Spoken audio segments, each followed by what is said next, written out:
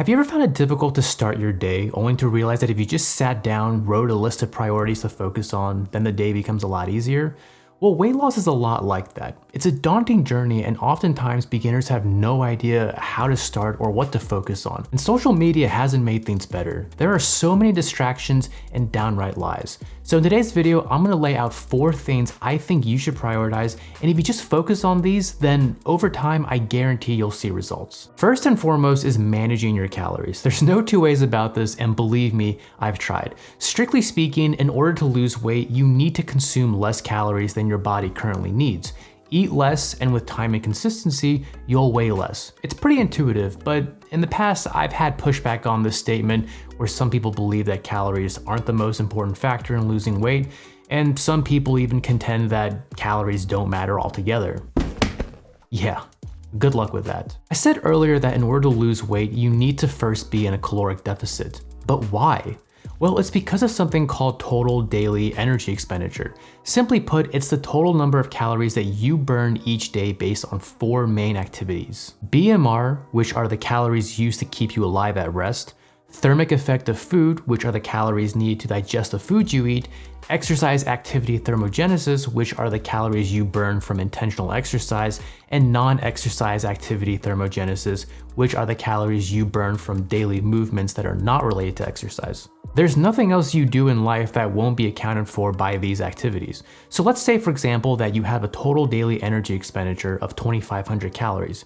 If you start eating 2,000 calories instead, then your energy expenditure will be greater than what you are consuming, and if consistent for a period of time, you'll see weight loss. With all that said, telling someone who's trying to lose weight that they need to be in a caloric deficit is like telling a homeless person they need to save money. Yeah, it's an oversimplification and unbelievably patronizing, but it's also the first step. Ironically, where people seem to fail most quickly when it comes to losing weight is at the very beginning of their journey. By not grasping the concept that calories matter the most, a lot of people will prioritize other things like food selection or meal timing or some fad diet and have calories as a 4th or 5th priority, when really they have it backwards. Focus first on your calories. Determine what your maintenance value is, or approximately what it is. Determine how much of a deficit you want, which in turn will determine how quickly you will lose weight, and from there you can work on other components of your diet. And that leads me to my second priority, managing your macros and adding some fiber into your diet.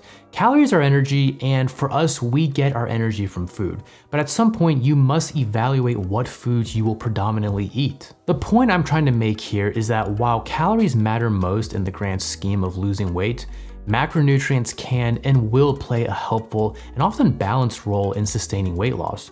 For instance, in the presence of a calorie deficit, carbs are a great source of fuel and energy. Fruits and vegetables provide a wealth of fiber and micronutrients while also helping you stay full, a pretty important sensation when you're eating less than your body is used to.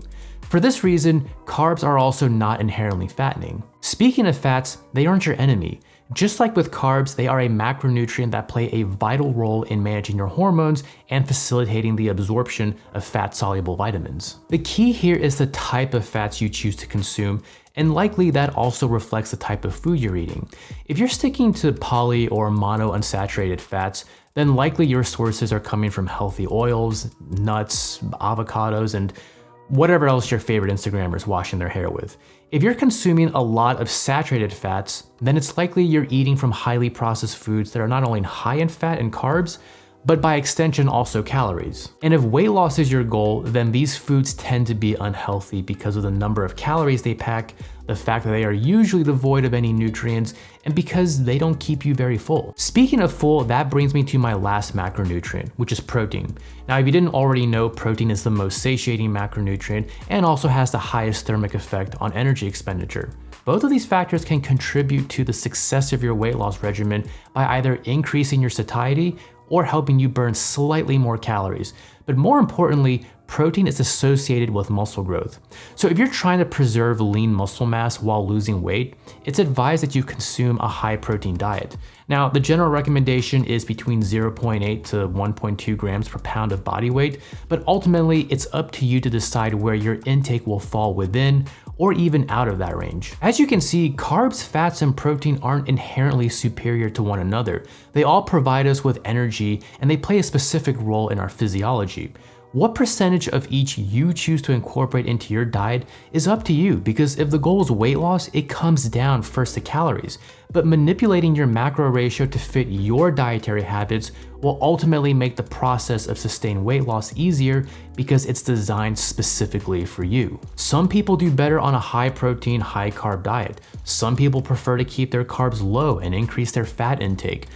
Other people prefer a balance of all three. The point I'm trying to make is that you have the option and flexibility of managing your macros after you've determined your calorie intake. My third priority is exercising and staying active. As I mentioned earlier, exercise and non-exercise activities are a contributor to calorie burning, so it comes to no surprise that simply being more active contributes to weight loss. But wait, this does not mean that exercising or simply being more active will magically strip the excess weight off of you in seconds, and it certainly doesn't mean that you can disproportionately increase the amount of food you eat. Remember, calories in versus calories out is a balance that determines if you'll ultimately lose weight.